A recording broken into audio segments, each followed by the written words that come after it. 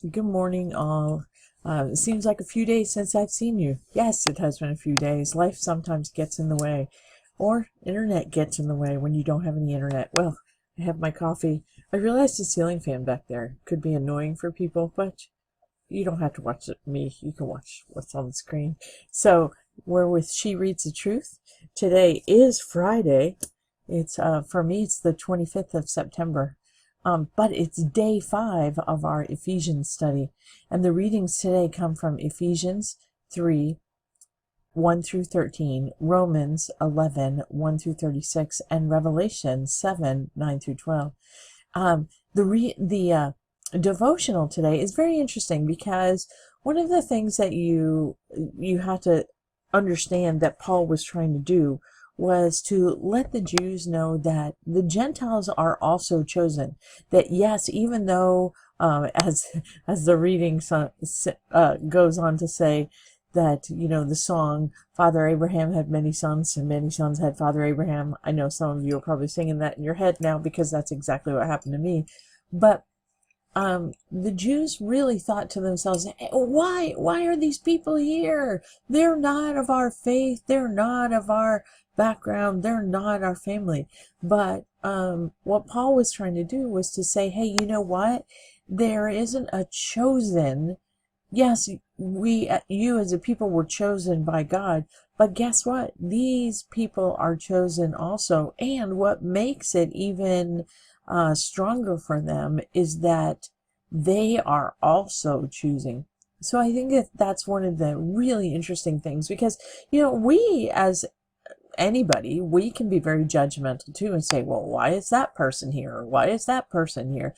Like I think about some churches, and I'm not naming any churches, but some churches, they'll literally say, well, to be here, you have to dress a certain way or you have to act a certain way. I remember when my kids were younger and thinking, will they be accepted into their group, into their classes because they're different, and that's the interesting thing is that we have kids that are all different. And the truth of the matter is that they came from God. They're accepted by God. God made them. And so for us to put any judgment on anyone else is wrong. Our goal is to guide them into their belief. I love this line right here. Paul lovingly tries to bring them around to the idea. He argues that this is actually God's plan from the beginning. From the very beginning, it was God's plan. And who's to argue with God's plan?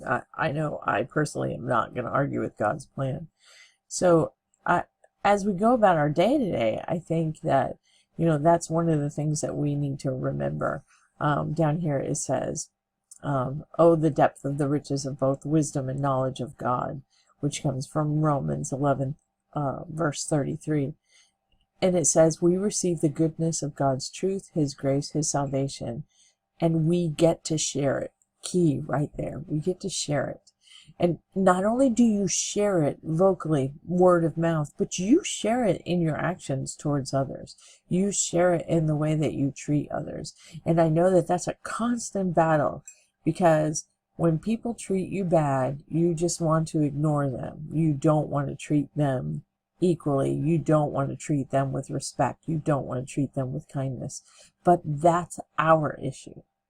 Yes, they have their issues because they treated you bad, but the reality is we can't control other people. We can only control ourselves. So how we react to them is what's key for us. It says we may be natural born enemies, but we are equal heirs in the inheritance of the gospel. If we look right here, I love this. This is so beautiful. Oh, the depth of the riches and the wisdom and the knowledge of God. Well, that's all I have for you today. I'm glad that you joined me. Let others know. And join me again for another early morning Bible study. It's early morning, and we've studied the Bible. Have a great day.